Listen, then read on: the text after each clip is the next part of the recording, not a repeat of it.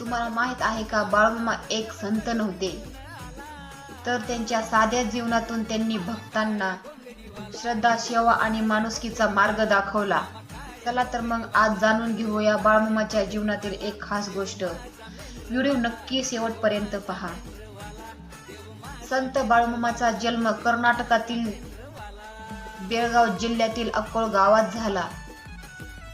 त्यांचे जीवन अत्यंत साधे होते. ते गुराखी म्हणून मेंढ्यांची सेवा करत असत. त्यांच्या साधेपणातच भक्तांना एक वेगळी आध्यात्मिक शक्ती जाणवत असे. म्हणूनच कर्नाटक आणि इतर भागामध्ये त्यांचे लाखो भक्त आहेत. त्यांच्या जीवनाचा मुख्य संदेश होता साधेपणा, प्रामाणिकपणा, सेवा आणि ईश्वर श्रद्धा. बोला बोला, जय बाळूमामा.